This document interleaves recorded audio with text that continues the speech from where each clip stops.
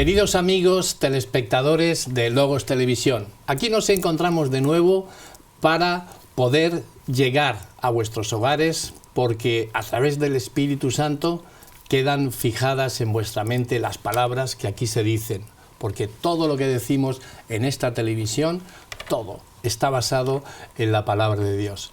Y este programa que comenzamos ahora va a ser muy interesante.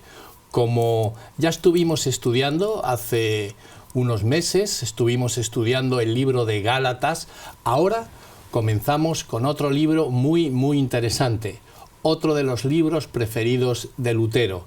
Este libro es el libro de Romanos. Y para ello hemos traído a un conocido nuestro, hemos traído a un amigo que también aporta muchísimo porque es un hombre que estudia y profundiza la Biblia. Él es Antonio del Pino. Antonio, ¿cómo te encuentras? Hola, Javier, pues estoy muy feliz y gracias por invitarme de nuevo. La verdad es que es un placer estudiar con vosotros la palabra de Dios y desarrollar los temas que aquí se tratan cada día. Qué bueno, Antonio. Estar aquí estudiando, estar mirando con lupa, ¿no?, todo lo que dice la palabra de Dios, pues vamos a tener oportunidad de hacerlo también con este libro de Romanos. Martín Lutero fue un profesor de teología de 33 años que publicó sus 95 tesis un 31 de octubre de 1517. Y a partir de entonces el mundo nunca volvió a ser el mismo. Lo que vamos a estudiar durante esta semana es primordial. En su comentario sobre Romanos, Lutero escribió: la epístola es realmente la parte principal del Nuevo Testamento y el Evangelio más puro. Y es digno no solo de que cada cristiano lo sepa de memoria, palabra por palabra, sino también es necesario que se mantenga ocupado todos los días en escucharla, en leerla. Es como si fuera el pan nuestro de cada día. Sí, y fue este libro, el libro de Romanos, donde Lutero encontró la gran verdad de la justificación por la fe. Allí fue donde este hombre, que tenía dificultades con la seguridad de la salvación, descubrió que la verdad no solo estaba en Romanos, sino también en el Nuevo Testamento, o también en toda la Biblia. En algunos lugares el progreso dio paso a un frío formalismo. En otros, la gente en realidad regresó a Roma, y ya ahora, en una época de ecumenismo y pluralismo, muchas de las verdades distintivas que atentaron la Reforma se han difuminado y quedaron ocultas bajo un manto de terciopelo, que en la actualidad siguen sin resolverse, al igual que en la época de Lutero. Pues como adventistas del séptimo día, nosotros vamos a llevar siempre aquella frase de Lutero, sola escritura. Y ahí vamos, ¿de acuerdo? Vamos pues a tener, en esta primera lección le vamos a poner un título. El título es El apóstol Pablo en Roma. Y yo quiero preguntarte, Antonio, ¿por qué escribió Pablo esta carta a los romanos? Bien, el título realmente es dudoso de que Pablo estuviese alguna vez en Roma, pero sin embargo él estaba muy preocupado por la iglesia de los cristianos en Roma, es verdad. El deseo de Pablo de escribir la carta a los romanos se origina en su tercer viaje, cuando él vuelve desde Antioquía a recorrer todas las iglesias por las que había antes pasado ya y algunas había fundado, como es el caso de Corinto. Él en el inicio del viaje pasa por las iglesias de Galacia. Ajá. Y entonces se encuentra que los hermanos de allí estaban confundidos con relación a cómo era la salvación. Se dio cuenta de que los falsos maestros que se habían introducido en la iglesia mientras él no estaba, habían provocado las ideas de que para llegar a ser un buen cristiano había que ser primero, digamos, un buen judío, entre comillas, ¿eh? Había que volver a la circuncisión, había que realizar la circuncisión, había que realizar las leyes ceremoniales y había que hacer todo aquello que hacía un buen judío. Claro, Pablo se alarma porque esos falsos maestros han hecho una gran obra de destrucción del cristianismo.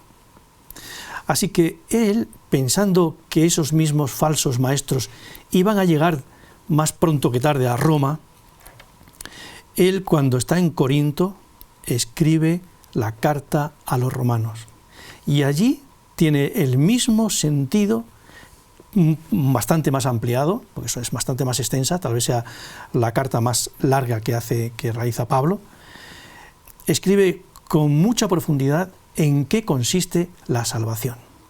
Sí, entonces la pregunta que te formulaba era que él, claro, como no había los medios que tenemos ahora de comunicación tan prontos, el WhatsApp, el mail, Internet, pues allí el medio más común era la carta, claro, las epístolas. Estas. Y claro, él recibía noticias como recibió también de las iglesias de Galacia, como tú muy bien has dicho, de Corinto, y es que durante tantos siglos llevar a cabo una transformación del tipo que quería llevar Jesús, que lo dejó bien claro, y que Pablo asumió rápidamente en cuanto vislumbró y puso en ese gran puzzle la figura de Jesús, del Mesías, en todo el Antiguo Testamento quedó claro.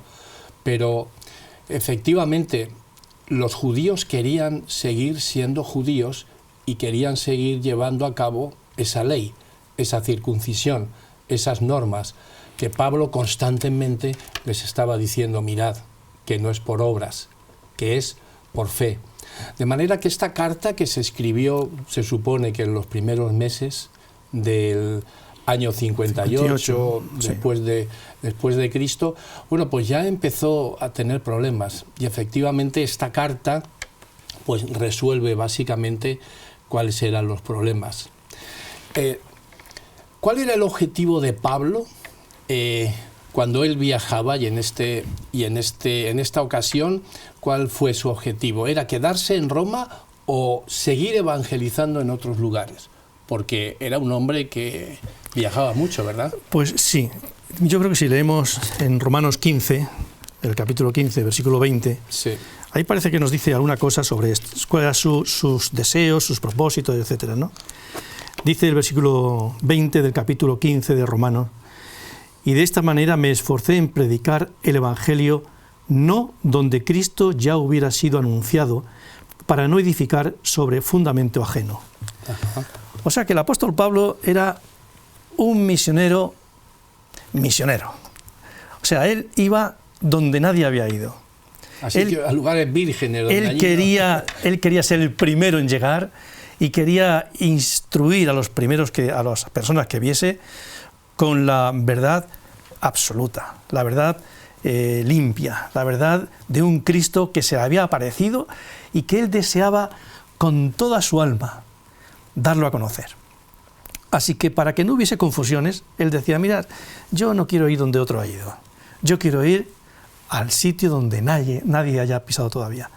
Así que el apóstol Pablo, el propósito no era quedarse en Roma, sino quería irse a otros sitios. Irse más allá, ¿no? Este era su deseo.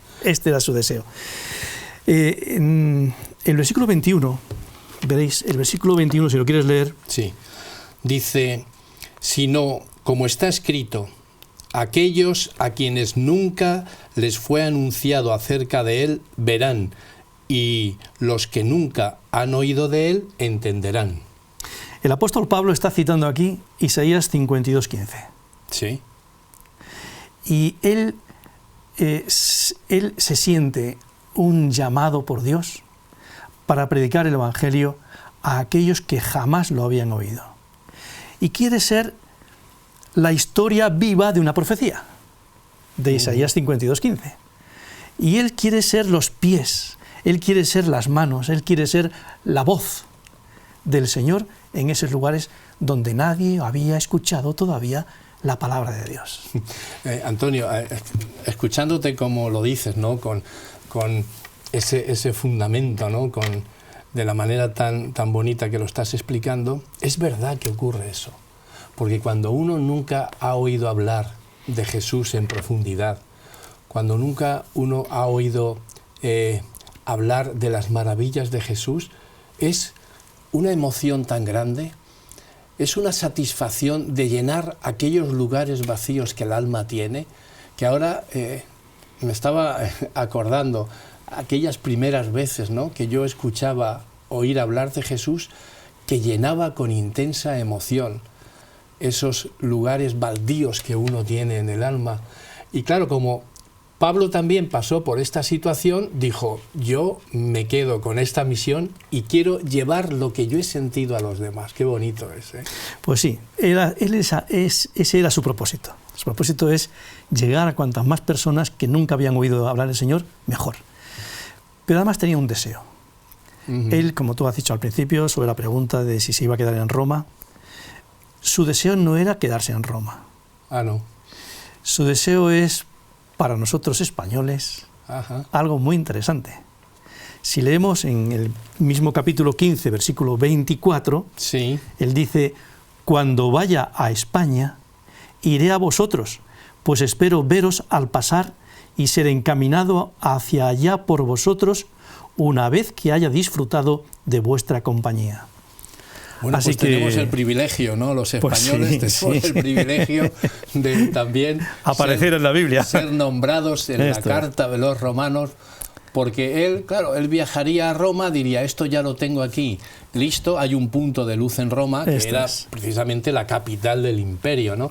Y entonces seguir hasta llegar a la Hispania, ¿no? A la Hispania, que decían los romanos, ¿no? Qué bueno. Pues ese era su deseo. Pero al hilo de esto, yo quisiera, creo que España se menciona 2 veces en este mismo libro, ¿no?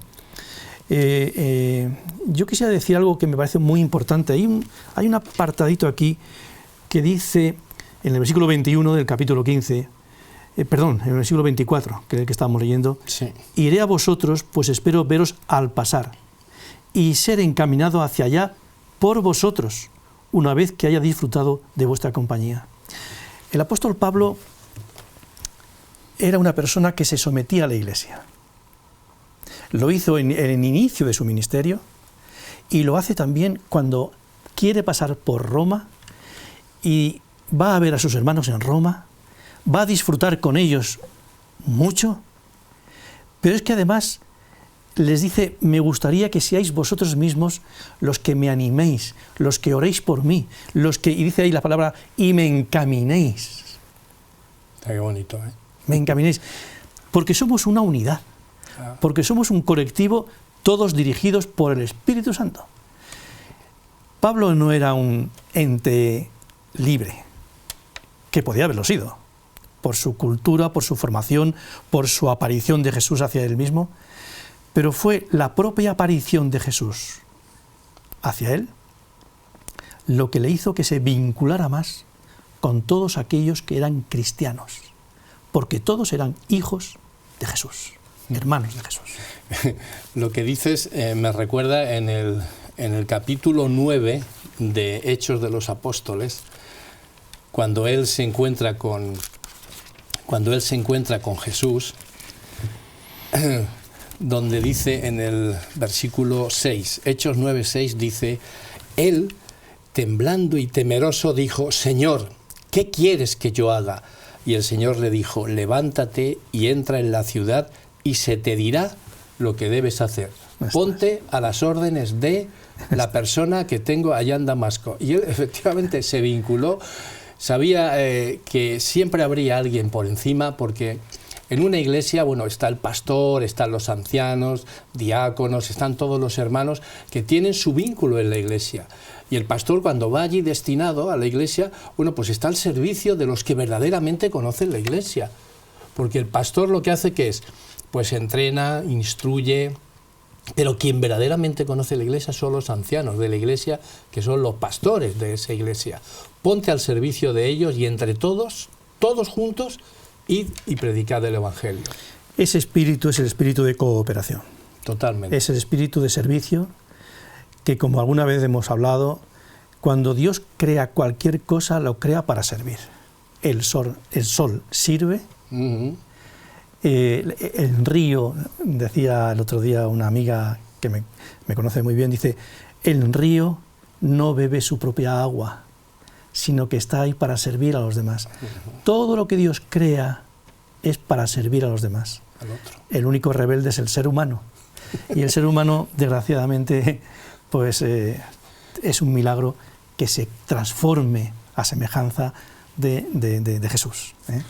En el versículo 28 de Romanos dice, Romanos 15, 28 dice, así que cuando haya concluido esto y les haya entregado este fruto, pasaré entre vosotros rumbo a España. Hasta la segunda vez. El segundo versículo que tú nombrabas, que España es citado en las Sagradas Escrituras.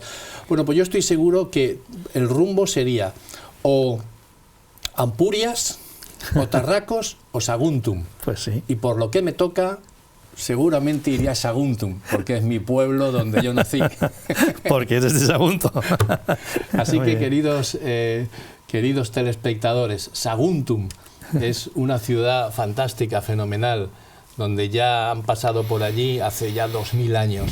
Y allí seguramente pues habría ido Pablo. Da igual el lugar donde vayas, pero donde tú vayas, haz como Pablo. Es ser misionero, llevar la palabra de Dios. Qué bonito, ¿eh? Así es, así es. Otra pregunta interesante que quiero hacerte. Los caminos de Dios son extraños, muy extraños. Pero dime, al final, ¿cómo llegó Pablo a Roma? Pues, aunque todos lo sabemos, pero vamos a leer un texto, ¿de acuerdo? Hechos 28, 16. Sí. Hechos 28, 16 nos dice exactamente cómo llegó Pablo a Roma. Lo leo. Dice, cuando llegamos a Roma, el centurión entregó los presos al prefecto militar, pero a Pablo se le permitió vivir aparte con un soldado que lo vigilara. Ajá. Así que, ¿cómo llegó Pablo a Roma? ¿Cómo llegó? Pues realmente no llegó como un misionero libre para predicar el Evangelio. Llegó preso, ya llevaba varios años preso, desde Cesarea. Fue enviado en barco, sabemos que pasó muchas calamidades, pero fue llevado en barco, custodiado por los soldados romanos, y llegó a Roma y siguió preso en Roma. Es verdad que tenía una cierta libertad para moverse, pero era bastante restringida, aunque se le permitía hablar con las personas. Cuando uno visita Roma, hay lugares que es obligado ir a visitarlo, y allí se encuentra, allá en el Foro Romano se encuentra la cárcel Mamertina, donde ahí entras tú en esa cárcel y dices, wow, ¿y esto? Bueno, pues allí dice la tradición que estuvo allí Pablo, y uno entra por esa cárcel, entra por las puertas, baja abajo por las escaleras, y oye, aquello daba pavor, ¿no? Ahí metido. Bueno, pues aún allí seguramente seguiría escribiendo cartas Pablo, porque en su interés, en su corazón, era siempre predicar el Evangelio, y lo daba todo por perdido. Pablo llegó a decir, para mí todo es basura, yo lo que tengo que dar a conocer es a Jesús y esa maravillosa salvación que Jesús ofrece por fe a todos aquellos que creen en Él. Pablo no era una persona normal, sí, era un ser humano como todos nosotros, pero era un ser con una distinción, con un saber estar, con una preparación, que este preso no era un preso normal. Tanto fue así que la Biblia menciona que algunas personas de la corte imperial se hicieron cristianas. Sí, señor. ¿Por qué se hicieron cristianas? La verdad es que debieron de preguntar quién era ese preso tan extraordinario que estaba en la cárcel. Y más de uno y más de dos, de alguna forma se enteraron de que este ser, este hombre tan especial, tenía también un mensaje especial. Y de alguna forma le escucharon. no sé si directamente o indirectamente, pero la verdad es que su voz se hizo audible también hasta la corte del Imperio Romano. Y es que cuando las personas se entregan al Señor, estas personas son luces, aunque estén en una cueva, aunque estén en el sitio más oscuro, pero es una luz tan tremenda la que disipan, la que esparcen, que la gente lo ve. Y aunque era un recluso ahí metido en la cárcel, su luz se vio en el exterior. Fíjate que cuando, yo supongo, ¿no?, que estando allí dentro, pues la gente preguntaría, bueno, ¿y este hombre quién es? Porque es un hombre versado, es un hombre que sabía varios idiomas, seguramente sabría el latín, el griego, sabría el hebreo, por supuesto. Sí, sí. Allí en Israel se hablaba también arameo. Él estaba en el Sanedrín, era miembro del Sanedrín, era un tipo muy inteligente, Sí, sí. pero se encontraba en la cárcel, y eso es porque, bueno, Dios también quería que estas cosas sucedieran, porque cuando él escribe a los cristianos de la ciudad de Filipos, dice lo siguiente, en Filipenses capítulo 1, versículo 14, nos dice lo siguiente: y la mayoría de los hermanos, alentados en el Señor por mis cadenas, se atreven mucho más a hablar la palabra sin temor. Oye, si este hombre era lo que era y ha dado todo por Jesús, efectivamente es un evangelio poderoso, es una buena noticia que hemos de darlo. Bueno, pues si él está en cadenas, nosotros vamos a hablar también, y no le vamos a no vamos a tenerle miedo por eso, porque durante toda esa época también había persecuciones, ¿eh? Sí, sí. Y los cristianos eran crucificados, y los cristianos eran llevados a los leones, y era un espectáculo ver todo aquello y decir, ¿qué tienen estos hombres que van a la muerte cantando? ¿Qué tienen? Y claro, van cantando a la muerte, están encadenados, están hechos prisioneros. Pues yo también voy a hacerlo, porque eso me tiene que traer a mí gozo, me tiene que traer satisfacción para el alma. Qué bonito. Sí, sí.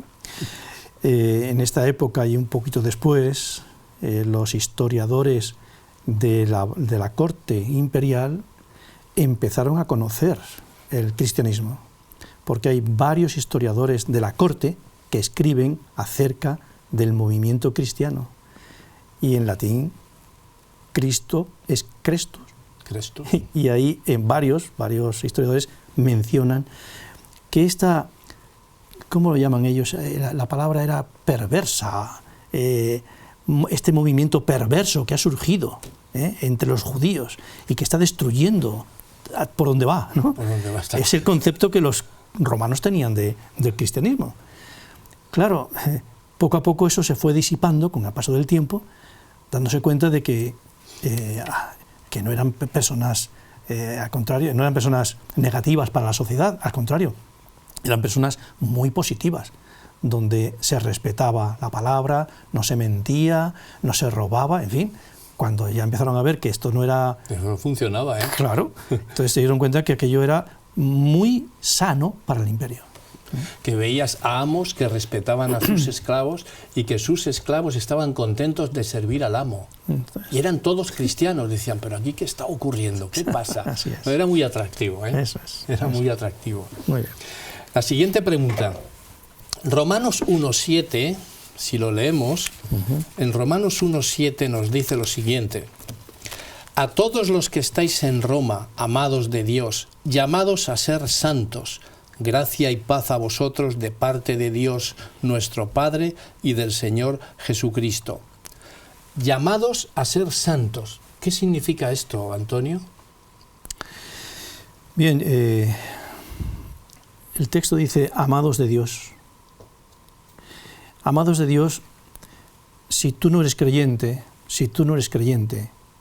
aunque no lo seas, Dios también te ama. Pero si tú le devuelves a Dios el amor que Él te da, si crees en Dios, se establece un vínculo especial. Dios siempre te amará, aunque no creas en Él. Pero si crees en Él, el vínculo hará que tengas una paz, una felicidad. Habrá como una relación de amor entre Dios y tú. Es muy importante que tú te sientas amado por Dios y que respondas a ese amor de la forma adecuada. Y es a partir de que tú respondes al amor de Dios que el apóstol Pablo dice, llamados a ser santos. Otras versiones dirán, llamados y santos. Llamados y santos. Porque la palabra aser, o las palabras aser, parece que no figuran en el original. Pero no quita el sentido que tiene la palabra, la frase. Llamados y santos, llamados a ser santos. Bueno, es prácticamente lo mismo, ¿no? El cristiano no puede conformarse con su vida antigua. Ya desde que conoce a Jesús, el cristiano tiene que ser transformado. ¿Y a qué se transforma una persona? Porque ¿cuál es el objetivo? ¿Transformado a qué? Pues la transformación se produce cuando el Espíritu Santo entra dentro del ser humano y Él intenta que nos transformemos a la imagen de Jesús. Es la labor diaria del Espíritu Santo trabajando dentro de nosotros que quiere formarnos como un alfarero forma su vaso. El Espíritu Santo quiere formarnos a la imagen de Jesús.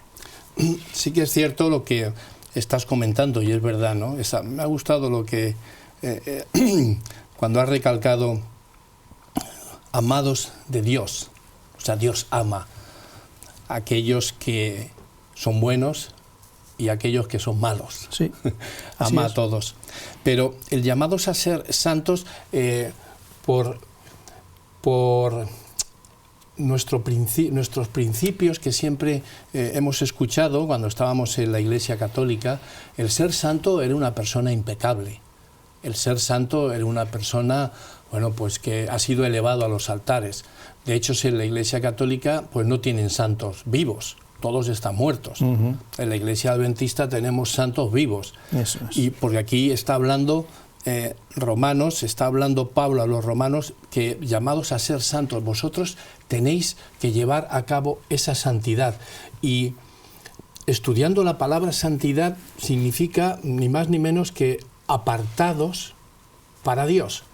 Todo lo que se aparta para Dios, la Biblia lo llama santos, seas bueno o seas malo. Por ejemplo, aquí tengo yo mi Santa Biblia. ¿Y qué significa Santa Biblia? Bueno, pues significa que de todos los millones y millones de libros que tenemos en el mundo, hay 66 que han sido apartados para Dios, porque aquí vamos a descubrir cuál es el carácter de Dios y cuál es la voluntad de Dios para alcanzar ese plan de salvación en estos 66 libros. 66 libros que están recopilados en la Biblia. En la Biblia. Estos 66 libros, biblios de biblioteca, ¿no? Exacto. Aquí pues hay alrededor de 40 autores que ellos han escrito y Dios los ha elegido para que podamos descubrir las maravillas que Dios tiene. Por eso Pablo habla de aquellos llamados a ser santos, a los que se separan para Dios. Porque tú muy bien decías que el Espíritu Santo lo que hace es que haya una transformación para llegar a ser diferente. Pero eso lo podemos conseguir cuando nos apartamos para Dios. Totalmente. Cuando nosotros le decimos al Señor, Señor, aquí estoy, trabaja en mí, yo te dejo que trabajes en mí y te doy libertad para que me transformes a lo que tú desees. Qué bonito. Y entonces cuando una persona tiene esa disposición, no cabe duda de que está apartándose de la forma de vivir que hay normalmente en la sociedad y uno se aparta para vivir de una forma diferente. Realmente es una forma de rebelión, de rebeldía, porque no estamos contentos, porque hemos buscado mucho en ser feliz con esa gente que nos rodea, pero no hemos conseguido una felicidad que sea perdurable. Y hemos encontrado un sitio, hemos encontrado a quien nos pueda hacer feliz en un mundo tan desgraciado. Pero no es una felicidad efímera, sino que es una felicidad duradera, que era lo que yo personalmente estaba buscando. Claro. Yo buscaba algo que me llenase y que fuese continuo en el tiempo. Bueno, pues aquellas personas que de una forma respondemos al llamado de Dios, evidentemente somos rebeldes a la sociedad en general, pero fieles a quien nos llama. Y la distinción entre vivir de una forma o vivir de otra no tiene color. Claro. Por eso nosotros hablamos ya con conocimiento de causa, porque hemos estado en esa sociedad que nos aportaba todo, pero no nos satisfacía nada. Esa sociedad que aún nos daba también modelos divinos, pero tampoco llenaba esos espacios vacíos, esos espacios baldíos. Tampoco respondía a las preguntas que el ser humano tiene, ¿no? ¿De dónde vengo? ¿Qué estoy haciendo aquí? ¿Hacia dónde voy? Esas preguntas existenciales que el ser humano tiene y que anda buscando las respuestas. Cuando uno se acerca a la palabra, cuando uno se acerca a Jesús y Él escucha lo que dice el Señor a través de su palabra, verdaderamente contesta a esas preguntas. No y ya sabes a qué has venido, sabes a qué estás y a dónde vas, porque la esperanza también hablará Pablo en esta carta a los romanos de ella, ¿verdad? Así es, así es. Hermoso mensaje. ¿Qué forma, de qué manera describe Pablo a la iglesia de Roma? ¿Cómo lo describe? Pues hay que buscar un texto bíblico, porque es como en Romanos, en el capítulo 15, sí, versículo 14, lo describe muy bien. Dice Pablo en Romanos 15, 14, fijaros, estoy seguro de vosotros, hermanos míos, de que vosotros mismos estáis llenos de bondad y rebosantes de todo conocimiento, de tal manera que podéis aconsejaros unos a otros. Bueno, ya hemos hablado del alto nivel de preparación que tiene el apóstol Pablo. Que una persona con ese nivel espiritual, ese nivel teológico y esa preparación que él tiene, diga a la iglesia de Roma, dice, estoy seguro de vosotros. Es porque confía mucho en las personas que forman esa iglesia. Ojalá el apóstol Pablo pudiese decir lo mismo de la congregación donde tú estás. Qué bueno, ¿eh? Ojalá fuese así. Y estoy seguro de que muchas congregaciones cristianas, el apóstol diría eso. Lamentablemente de todas no. Lamentablemente. Pero de muchas de ellas estoy seguro que sí. Y el apóstol Pablo habla de que estáis llenos de bondad, dice el versículo. Eran bondadosos. Es que es un fruto del Espíritu. Totalmente. No se puede ser bondadoso a la fuerza. Puedes fingir un tiempo, pero no todo el tiempo. Cuando el Espíritu Santo está trabajando en nuestra vida, en tu vida, una de las características más importantes es la bondad hacia los demás, evidentemente. Y en otro sitio dice, y rebosando de todo conocimiento. ¿Por qué? Porque Jesús diría en Juan capítulo 17, dice, y esta es la vida eterna, que te conozcan a ti, al único Dios verdadero, y a Jesucristo, a quien has enviado. Uh-huh. El conocimiento en el creyente tiene que ser diario, tiene que ser un incremento diario, claro. Tiene que ser un acercamiento a la verdad absoluta, que es la palabra de Dios. No podemos dejar pasar un día sin que nos acerquemos a ella. No podemos dejar un día sin que aprendamos algo nuevo o que recordemos algo que se nos estaba olvidando. No puede pasar un día. Porque el verdadero creyente no solamente está lleno del Espíritu Santo, que lo está, y refleja los frutos del Espíritu, sino que también él busca conocer más a Dios, porque esa es la vida eterna. No se puede uno estancar ahí. No se puede uno estancar. Había otro versículo interesante sobre la forma en que Pablo describe a la iglesia de Roma, que se encuentra en el capítulo 1, versículo 8, donde dice, primeramente doy gracias a mi Dios mediante Jesucristo con respecto a todos vosotros, de que se habla de vuestra fe por todo el mundo. Todo el mundo tiene un referente, es la Iglesia de Roma. Cristiana de Roma. La Iglesia cristiana de Roma, donde Pablo, bueno, pues le escribe estas cartas, le escribe esta carta, pues para que tuvieran cuidado con aquellos falsos maestros que hemos indicado al principio, que querían dar a conocer que si no se cumplía la ley no se era salvo. Pero lo estaban haciendo de tal manera que Roma seguía siendo un referente para todo el mundo. Y no con el Imperio Romano, sino también para la Iglesia cristiana. Qué importante es que se hable de ti y de tu iglesia de esta manera, ¿eh? Oh, es hermoso. Cuando se habla de vuestra fe por todo el mundo. Es precioso y es bonito ver que con esa bondad, ese conocimiento, ese amor, esa paciencia, que son ni más ni menos el fruto del Espíritu, las iglesias tenían ese referente y que iban poquito a poco contagiándose de este amor, de esta manera de ser que transformaba a las gentes. Pablo se siente muy vinculado en una iglesia que no conoce, pero que su fama es tan hermosa que Pablo se siente perfectamente unido a ellos. Perfectamente. Y él dice, doy gracias a mi Dios.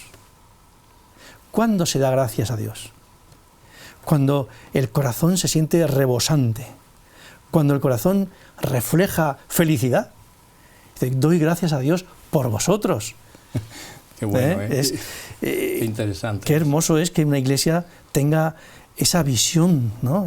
Y tenga ese camino donde la iglesia va caminando y la gente que ve a las personas caminar dice, oye, estos son verdaderas personas de fe.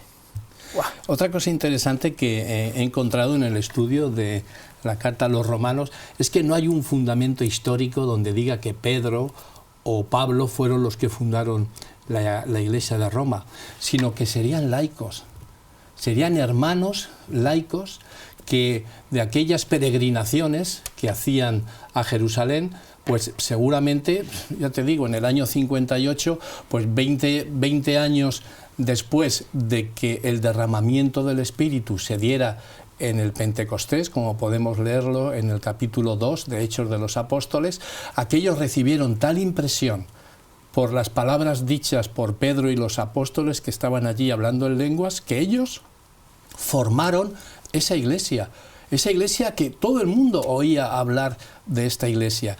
Dice una escritora, Ellen White, dice, a pesar de la oposición, 20 años después de la crucifixión de Cristo, había una iglesia viva y ferviente en Roma. Esa iglesia era fuerte y fervorosa y el Señor obraba a favor de ella. Qué bueno que los laicos, cuando se ponen, son maravillosos, fenomenales. Los hermanos, cuando se ponen a trabajar y tienen en su corazón las ganas de transmitir el amor de Cristo, el Evangelio de Jesús, se te colocan en un lugar, en una ciudad, en un sitio, y ellos solos, con la ayuda del Espíritu Santo, pueden hacer algo maravilloso. Iglesias, puntos de luz, allá donde quieras. Por eso tenemos este ejemplo de la iglesia de Roma. Yo creo sinceramente que nadie es más que nadie en el cristianismo, que todos tenemos una función que hacer. Y aquí el único jefe que hay, el único jefe, es el Espíritu Santo, el Consolador, el que estará con nosotros cada día. Y si Él mueve a unos o a otros, bien como dice en los dones espirituales, pues Él coloca a unos de una forma, y a otros le da otro don, y a otros le pone aquí, y otro, el apóstol Pablo mismo quería haber llegado como misionero libre a Roma, y llegó como un esclavo lleno de cadenas. Llegó encadenado. Nunca sabemos el Señor qué va a permitir en nuestra vida, pero lo más hermoso, lo mejor es que funcionemos como funcionemos, nos dejemos llevar por el jefe con mayúscula, que es el Espíritu Santo. Qué bueno que hayamos estudiado así en la entrada, ¿no?, la carta a los romanos, y vamos a seguir disfrutando de ella durante estas semanas. Muchísimas gracias, Antonio, tienes unas palabras también de despedida para nuestros telespectadores y ya con esto cerramos el estudio. Muy bien, pues sí, yo creo que se puede decir que en este primer estudio sobre el libro de los Romanos hemos tenido una visión general, principio, el motivo, el por qué se escribe la carta a los romanos, desde dónde se escribe, más o menos la fecha de la escritura. Digamos que son aspectos generales. Pero la carta de los romanos a los romanos es una de las piezas básicas, del movimiento de reforma que inició Martín Lutero.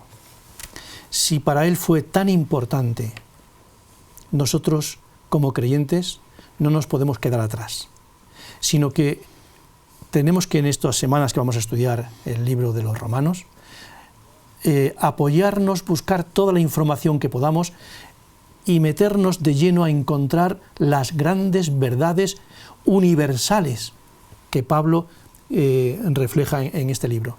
Es verdad que trataba temas locales, porque él se refiere a los romanos y parece que los circunscribe simplemente a una localidad, pero las verdades, los problemas locales los soluciona con expresiones universales que pueden ser muy útiles para ti hoy en el siglo XXI. Han pasado 20 siglos, pero lo que dijo Pablo en Romanos es tan eficaz antes, en su tiempo, como ahora. Que Dios te bendiga y que puedas hacer un gran estudio guiado por el Espíritu Santo para que tu vida adquiera más conocimiento, más sentido y seas feliz en la vida. Muchísimas gracias, Antonio, por tus aportes en todas estas lecturas y estudio que estamos haciendo en este programa de Logos Estudio. Y a vosotros, mis queridos amigos, os emplazo para que la semana que viene podamos seguir estudiando este libro que habla sobre la salvación por la fe, única y exclusivamente salvación por fe. Que el Señor te bendiga, que el Señor te guarde y nos vemos dentro de poco.